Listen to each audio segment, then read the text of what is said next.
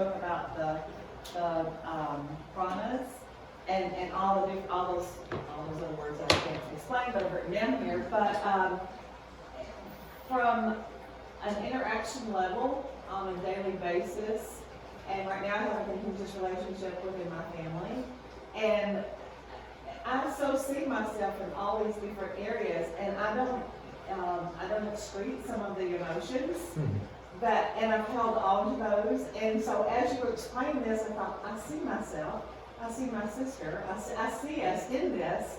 And so now this has brought me wisdom to know how now to engage in that relationship and in those conversations in order to, number one, make sure that I am well maintained in my well-being, and also how to navigate around with her.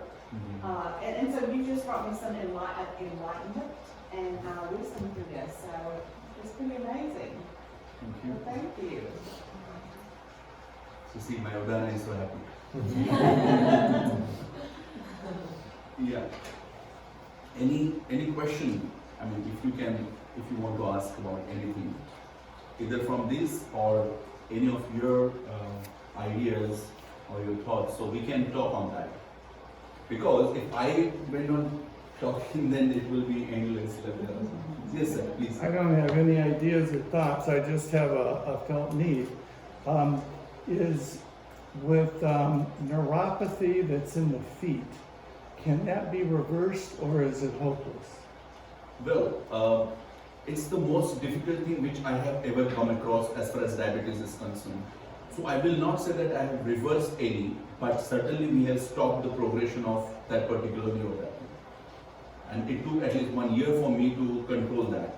But yes, reversal is yet to be got as a result, but I am hopeful that if we really work on the very basic level, we can think of the reversal also. Thank you very much. Yes. I would like to know more about how you look at hypertension or blood pressure related issues in the terms that you explained. Let's talk logically about hypertension. We will not go in any medical term. How many of you have this experience of holding a tube or the for watering your plants? Yeah. So suppose this is a tube, and X amount of water is passing through this tube. It will certainly create some pressure, right? So in this tube, say in 1 hour, 1 liter water passes through X pressure and exerts X pressure. In the same tube, in the same diameter, if instead of 1, if you pass through 1.5 liter of the water, do you think that the pressure X will be X plus something? Do you agree? This is one scenario.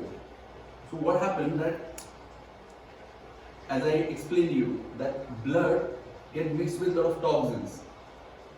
And with this toxicated blood, or you can call it as the volume of blood increases, and that creates the pressure on these blood arteries or blood vessels. Let's not talk in medical terms. On blood vessels, the pressure, the volume of blood increases, and that causes pressure. And that is hypertension. 1. Okay. The second thing,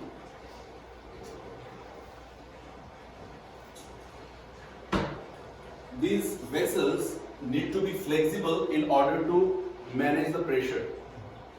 When they lost their flexibility, pressure increases. Now the vessel lost their flexibility means what? That the earth element increases, or water element increases, or air element vitiates. So in hypertension, the cleansing plays a very important role. I personally see hypertension as a symptom and not as a disease. Hypertension is a symptom. And symptom-wise, it can be completely brought under control. If you have started taking antihypertensive medicines, then it becomes a little difficult. But in my practice, I have successfully reversed the many hypertension cases thinking on this level. Increase the lubrication of your body, and hypertension comes down. Is it the same as anxiety? Is it a similar process? What was the question? Similar anxiety. I'm here to understand. Can you repeat it? Is it this, like a similar process of when someone gets anxiety? Okay, for anxiety then you need to again come back to those 5 pranas. Anxiety is resultant of those 5 pranas. And what happens in anxiety? In anxiety, your sympathetic system, there are 2 systems basically works in your body. One is sympathetic and other is parasympathetic. Do you all have the idea of these 2 systems? Have you heard of this fight or flight system? Fight or Yes. flight system? Yes. So that's what is. Like, for example, I tell you about anxiety, stress, and all those things will be covered. And that's a good question in that sense. Suppose I'm walking through a road and suddenly a lion comes in front of me. Lion comes in front of me. What will be my reaction? Either I will get ready to fight with that lion. Very less chances of that. I'll prefer to run away from that lion. Okay. In both cases, what will I need? Even if I decide to fight with it, you have, again, stretch your imaginations. You have lion in front of you. My muscles will get strengthened. My heart will beat faster. There will be constriction of all the things in order to fight with that, or even run. For running away from lion, you will not jog for sure. He can jog faster. That's activation of sympathetic system. And when you get rid of that lion, then you relax. Then slowly your muscles get relaxed, your heart rate comes down, your breathing rate comes down. That's the activation of parasympathetic system. Now, why in today's world there are a lot of patients, like every second or every third person has got this complaint of hypertension. Why? Because we have these lines on every level of our existence. Hidden lines, just like coronavirus. Lines on physical level, your work structure. You have to be up for like 10 hours, 12 hours, you are working. This is line on your physical level. Traffic. Yeah, it's a big line. Yes. I mean, here you are saying that is amazing, so you should never come to India in that case.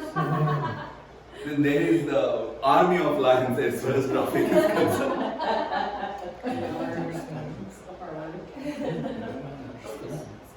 On physiological level, your digestion, every time you see the burger, you see cheese, you see GMO things, that's in a line for physiological level. Your physiological system or level is always under the effect of this sympathetic activation. On psychological level, I don't think I need to give any example of the lines on psychological level. On intellectual level, of course, we have many issues with our decisions, many regrets, many guilts, failures. They are the lines on the intellectual level. So, in anxiety, what happens that either this flexibility of this vessel, the vessel gets constricted. It's one of the effect of the sympathetic system. And when it remains in that state for longer time, it loses its normal tone and it becomes tough. And that causes hypertension in anxiety. Not only in anxiety, many psychological disorders. So psychologically, we are always into excited state, or absolutely opposite. We are into the depressed state, and both are the extremes that causes many diseases. Okay? Does that answer your question or not?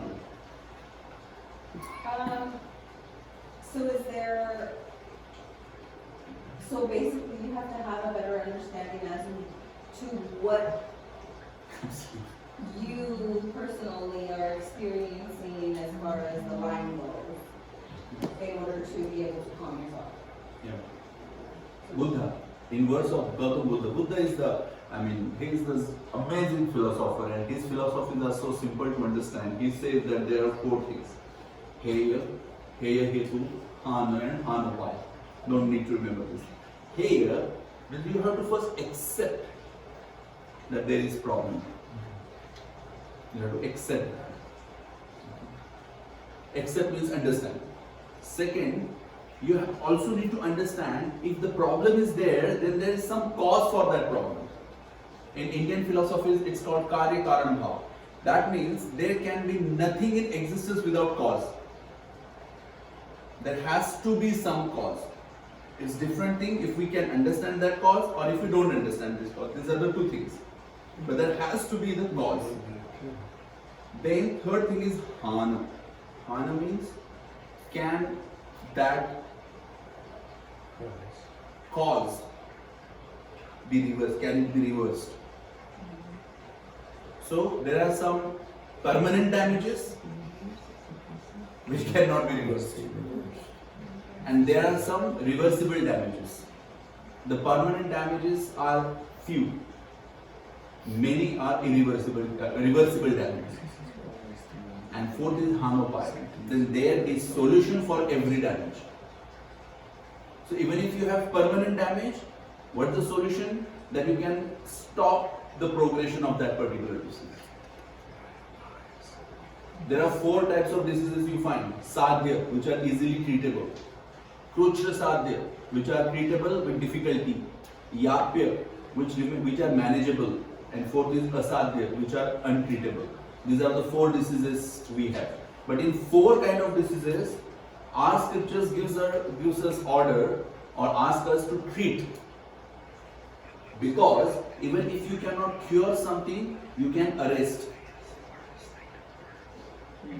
If you cannot arrest in that particular person, you can stop it going from the next generation. If you can't stop it from going from the next generation, you can at least arrest in next generation. So don't give up. That's what I see. So in order to treat any of your disease, you really need to be you really need to understand, you need to be aware of certain things. This awareness, what is the opposite word of awareness is ignorance. And this ignorance is the root cause of all the miseries. Patanjali Yoga philosophy says that if you ask me, one single cause of all the diseases in one word, that one word is ignorance. If we become aware, all these diseases cannot do anything. Okay? Next question, if you have any. Yeah? I have a question. You mentioned earlier, you were talking about the ideal diet and timing of eating and stuff like that. Can you just kind of overview that? Yes. It's actually important. And doctor, and with her question, can we add, what place is fasting in all of that? Right. Not only eating, but fasting in terms of the whole cycle. Good question. That's an excellent question, because fasting is something which I have observed almost in every faith. And then with the 8 times of worms that we have, how from what point are they super severe to where we would need to be able to treat? We would have to treat them with supplements or minerals or the lack of whatever we should be intaking into our bodies as opposed So she's to talking about craving. medication. No, Right. medication. Okay. I'll answer So first the this is question. the 8 types See, of worms that we found. Diet. I mean, I am a foodie person, and I believe if there is some food which is prepared, that is for eating. So if it is pizza, then why should I stop myself? If there is burger, I must taste it. Otherwise, it's better to die. If you cannot eat this, you cannot eat that, you cannot do that, it's better to die. It's my simple theory for myself. But this theory is not alone. There is one more statement with that.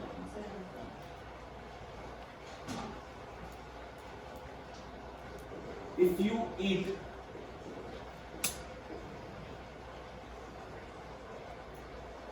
good in bad way, it is bad.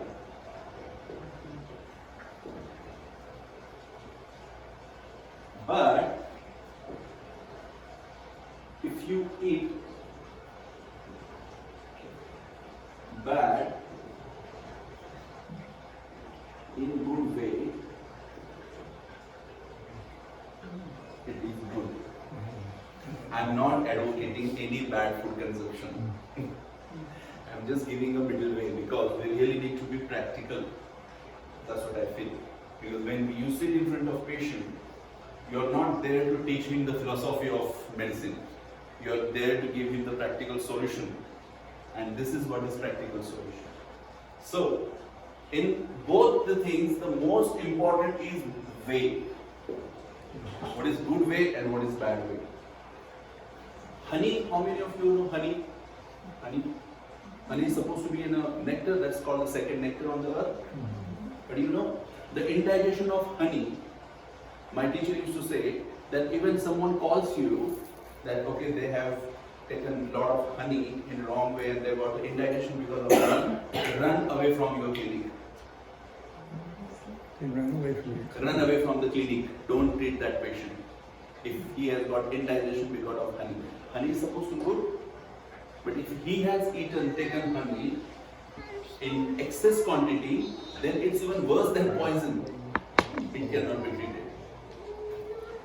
But let me tell you, in Ayurveda, we have literally poison, which we use in good way, in proper quantity, and that works like a medicine. You're kidding. Like arsenic or something like that? Yeah, of course. Yeah. The snake poison is a treatment of Udara dosha, Udara Vyadhi, which is supposed to be an incurable. So in the last stage of Udara, the treatment which has been advocated is actually the poison. The word Visha, poison, is used there. It can be used. Like many metals, you people have been told about metallic preparations that, oh, they are bad. No, they have to be taken in good ways. I know metals are not really, if you consume metal like that, you end up into killing yourself. But there is way of taking it. So homeopathic also works on the same principle that Yes. Okay. you take poisonous stuff and you give it the right amount, Yes. it works as a medicine. And food also. For example, I have good fire, I have good hunger. I can digest. If I can digest, what's wrong in eating pizza if I can digest that? Okay. So, pizza is not a good food, but you are eating in good way. But if you are eating an absolutely healthy, for example, say salad. Salad is healthy for you, at least according to Ayurveda, salad is not healthy. But I don't want to get into that, otherwise our lecture will go on for next 5 hours. I know. It's healthy. But if you eat salad, which is a good food, when you are quarreling with your husband, fighting with your children, that is going to be bad. So the first principle, eat anything, but be aware of your hunger, how much hungry you are. So that's the first thing. And sir, I forgot your question. Sorry. On fasting. Fasting, yeah. You remember that the diagram which I have made? If something which get accumulated over here, and most of the times, 99% times, it's sticky, and later on it turns into the hard. So when you have hard stool, that time fasting is not advisable. But as I said, 99% times initially, that's the sticky thing. And sticky thing can be treated with heat, with the fire in your stomach. So the fasting increases the fire in your stomach because it gives time for the fire to digest whatever is remained over there. So the weekly fasting is the best idea. Every week, if every week, one day if you fast, it's a great idea. If not, 2 days in a month, if you fast, it's a great idea. If not, at least once a month, you should fast. And if not, then I'll be giving my cards. But what do you mean by fasting? Like no food at all, or just eat certain foods, or just have liquids? In health, there is nothing generalized. In health, there is nothing generalized. So when I say fasting, the fasting for an individual will be different. Like when my doctor asked me to fast, for 5 days, I was only on hot water then. Only on hot water. And believe me, only first day was difficult. Second and third day onward, I started feeling well. If we want to make a generalized statement about fasting, the only soup is allowed. You can only have soup. That's the best fasting. Soup. Yeah, clear soup, what we call it, or broth. So once in a week, your diet from morning to evening should be only soup. And if you follow some faith like religion, like Islam or Christianity or Hinduism or Jainism, every religion has got certain time, like 30 days or 40 days of fast. That is very, very scientific. Very scientific. But we don't follow the exact rules of that. Now, if you fast once a week, I've heard the term intermittent fast. Is that the same thing as fasting 1 day a week? Which one? Intermittent. So intermittent fasting is, I think, eating just for 8 hours or 10 hours in a day. Well, that is too much against of the principles. I mean, there are many people who like eat in the evening like 6 and then next day they eat at the 12. Okay? Some of them who don't feel hungry will be good for them. But if you are suppressing your hunger at that time, and if you are not giving, if you are not supplying, then you will be in problem in later stage. So it's better to do it once a week. Once a week, and that is also 24 not a hours. strict fast. If you are hungry, then give only soup. So what soup will do? Soup will give something to fire because your body has asked. And that will be easiest way to digest the things. That's very good. Okay? So that's the best way of fasting. And then third, your question was this about these worms. Now how serious worms is? I mean, it will be, I'm sure it will be hard to clean. But have you heard of this? This is called PCOS, PCOD. Okay. So my observation, like 70 to 80% of the PCOS cases, I have given the treatment of worms. In Ayurveda, weakening of heart, Krumi's Hridro, that's the word which is used. That because of the worms, your heart gets weak. There are many cases of pancreatic cancers, which I have not treated, but one of my teacher, he has treated with the treatment of Krumi's. Because worms, actually the worms are not a big problem. The problem is they live or they stay in the internal linings of intestine, and their debris, the dead worms, their debris, they get situated or that get accumulated on the internal linings. So this is your intestine. So they get in over here in this way. And the same thing. So whatever will be passed through here will be vitiated, will be toxicated. Then how do you clean that lining? Of course, in Ayurveda, there is, I mean, it's actually a difficult way. But the first thing is that stop feeding them. The worms, they feed on these altered forms of food. So stop that food. Worms, they get feeded on the stale food. All the packed food what you use, like chips and all these things, worms feed on them. The chocolate, especially the jaggery, the very sugar-based dark chocolates, what do you call them? The chocolates. Milk Yeah. chocolate? So chocolates are a major cause for these worms. Then jaggery, sugar, actual sugar, these are the important feeders of these worms. So, in worms cases, stop feeding them, and that's the only actually solution. And secondary treatment is to kill them or to take them out, and that is done with the medicine like cinnamon is the best medicine in that. Dalchini, cinnamon, Cinnamon right? is the best. Cinnamon. Then there are other herbs like, have you heard of tulsi? Basil, right? Tulsi. Basil. That's another very important thing. Then the one of the most important thing what we use in India, you don't get it here, is vidanga. These are the herbs. So what these herbs does, like cinnamon Vinegar? or basil or this vidanga, that they stop the feeding of this intestine. Then you have this process of venation, the cleansing, where you induce the loose motion in the small sugar. So you give some medicines, by that they throw away the intestinal layers. So that cleansing is very important. So some people will drink a glass of hot water with a quarter teaspoon of cinnamon in it and a little bit of honey. Is that acceptable? Cinnamon is acceptable. Honey with hot water in Indian science is supposed to be poison.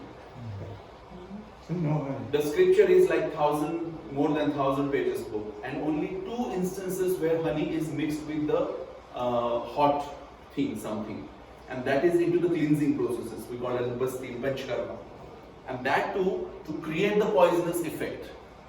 So when we introduce or when we induce that medicine, it creates the irritation and brings out the toxin for that purpose. So cinnamon in hot water I can understand. Even cinnamon water I can understand. But putting honey into that is not advisable. Right? Thank you. So if you diagnose yourself, and especially kids, they are most prone, and unfortunately we don't take care of it.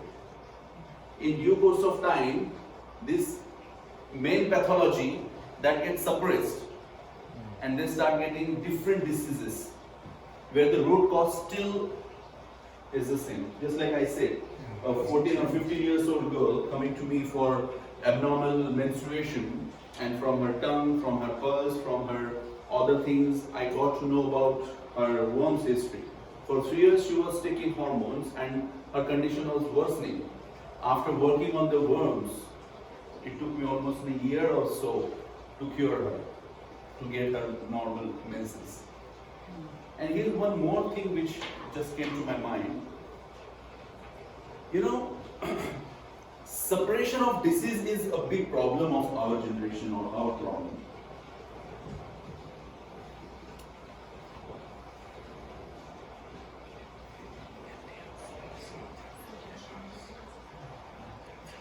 Disease or symptom, whatever you call it as. Nowadays we treat symptoms more. So suppression of symptoms. I would like to share a case with you. I was fortunate to have that case in very early stage of my career, when I just started practice, a case of brain tumor. Okay. Now the lady, she was 65 then, a Muslim lady, who was not able to move her head. Even if she made the slight movement, she used to get a very shooting pain. Upon investigations, mentioning MRI or something, they detected a big tumor in her brain, and they decided to operate her. Fortunately, she was poor, or her son was poor, who was not able to afford the operation. So they were collecting money, and through the common friend, they came to me that, can you please give some money for the operation? I said, what's the case? And I went to see her.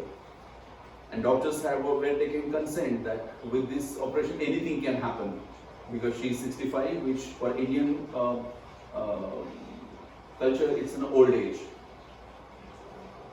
And they said that only 5% chances of her survival. So her son, who knew me, said, oh, what can we do? I said, either way she is dying, so why to die in hospital? Let her die in house. That's the best place for death. Now hospital is not the best place for death. And they got her to my clinic, when I took history, for 28 years she was taking this pill for acidity. That's called ranitidine. She was taking that. Now, according to my science, when I tried to put her on paper, I found that she was suppressing, those are essentially H2 blockers, right? She was suppressing, her acidity was the sign. It was showing something and she was suppressing it for all that life. Now, according to Ayurveda, all your intellect that is run with the Pitta dosha, the fire element. And when you are suppressing that Pitta, that got accumulated. And we simply did the treatment of Pitta for the brain tumor. Because headache, I actually basically diagnosed her as not a tumor but as a headache. Then the cause of headache, the Pitta vitiation. Then the cause of Pitta vitiation, blah blah blah. And when we reverse that, today she is something 75 or something. And she is offering her 5 times prayers and everything. She is absolutely fine. Why? Because we didn't fall prey to her tumor. What we did, we saw that why that tumor is. Her main problem was acidity and she has suppressed that symptom for a long time and that has resulted in the disease. So all these new age diseases, what you call new age diseases, whatever diseases we are finding. Many people ask me that, okay, the Ayurveda was written 5,000 years back, then what do you have solution for corona? What do you have solution for cancer? What do you have solution for MS? Or what do you have solution for Hashimoto or any that kind of disease like rheumatism? And I say that these are not new diseases, these are changed and complex forms of already existing diseases. So when rheumatism in your lineage was not treated properly, and in next generation, when the blood vitiation is joined to that rheumatism, that came to your next generation as a systemic lupus. SLE, what we call it as. The symptoms of lupus are the symptoms of rheumatism and symptoms of blood vitiation. Rakta dhatu dushkavati in Ayurveda. Diabetes, as I said, is simply a complex and changed form of indigestion. Cancer is a vitiated form of Shukra dhatu dushti. Shukra, that means the reproductive tissue. Your body has got no brain to understand how much to produce, and it produces more than its own capacity, and that's what is cancer. Of course, other factors of blood vitiation and mamsa vitiation is already there. Autoimmune cases. Do you believe that all our body has got consciousness, concept of consciousness? Have you heard of this concept of consciousness? You just take a pinch, you just pinch your leg and you will feel something. Okay? The feeling is brain's part, right? Every cell has got its own consciousness. That's what we all learn. I don't know the detail of the cellular biology and something, but what the meaning is that every cell has got its consciousness. In the same way, your immune system has got its own consciousness. When this consciousness gets corrupt, at that time, your immune system forget what its own work is. Are you getting my point? Yes. We got a big presentation on this autoimmune conditions. I did it in Germany and in Bulgaria and in London also. And I am thrilled with the explanation. I should not praise myself. But this corruption of consciousness is something which is absolutely, every autoimmune condition is nothing but the corruption of consciousness in your generations. Autoimmune conditions, I don't know how much you are serious about it, but if you ask me what is the crisis of today's medical world, it's only autoimmune conditions. Because there is no solution than steroids and immunosuppressants. And immunosuppressants is no way its treatment. Yes, sir. Can indigestion also be defined as inflammation? I didn't get it, I'm sorry. Can indigestion also be described or considered inflammation? Yeah. No problem in that. Inflammation is what the change in your normal structure. And change in normal structure for me is either vata, pitta, air, water or fire. And indigestion is also air, water, fire. So yes, in indigestion essentially you will get the inflammation. Anything which is not of that particular part, if comes there, it is inflammation. Yeah, good, thank you. So what is the cause of hot acidity? So What much- was You remember the guys acidity? who were not understanding why this man is sending too much food to us? That is the cause. Body creates acid. Whenever you are putting, it will create the acid to digest that. And when either that will be more acidic, or you will be putting it wrong way, so that acid gets accumulated. It's not used properly. It's not distributed properly, and that increases the acid. In the wrong way. Logic. Cause it to be acidic. Simply, like you are putting, say, in a pot, you put some water, and that water is supposed to go out of that other pot in say 4 hours. Okay. So after 4 hours, you again put some water. That water will go away from that pot. But what if in 3 hours only you put the again water? So, and again after 2 hours you put the water. Again after 1 hour you put the water. What will happen? That it will not go, it will not be distributed as much it should be. It will remain, it will keep on increasing. And our body is just like that. So like eating frequently could be the big cause of acidity. Yeah. Eating when you are not hungry is a big cause of acidity, and not eating when you are hungry is also equally big cause of acidity.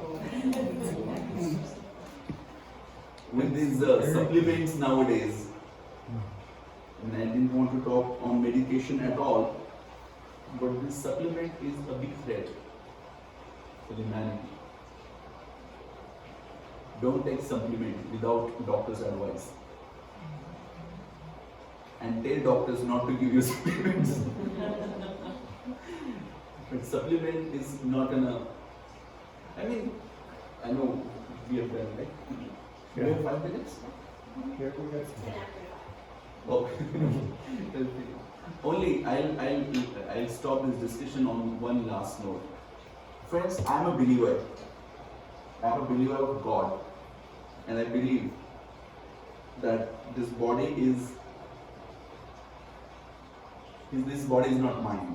He has given this body as a tool for me, my soul. And one day I will have to return this body to Him. And I believe in Day of Judgment. And I believe that He will be asking me that I had given you these things, what you did with that. If I am not following a proper lifestyle, I will certainly go on losing. Like I will lose my gallbladder, I will lose my something, and on the Day of Judgment, I will be answerable. He has created everything that you need. He has created everything.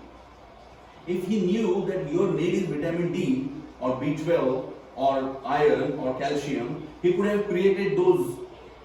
This is the tree for vitamin D. Okay, go and for breakfast you take 10 fruits of it, 10 vitamin D capsules. He could have created calcium trees. He could have created blah blah blah blah. But it's not so. He has created food. He has created grain. He has created meat and everything for you. Have it. By the law, He has shown. He has given us a law. He has given us a way. Just follow that way, and that way is ways of awareness. Be aware of what you are eating. Be aware of what you are drinking. Be aware of what you are thinking. Be aware of your actions.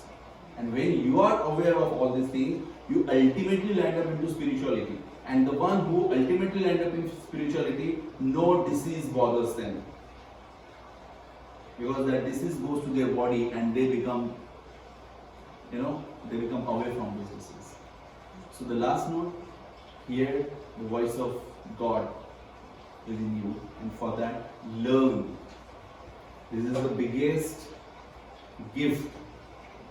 This is the biggest gift. The health is the biggest gift. Learn about it and take care of it. Thank you all for coming.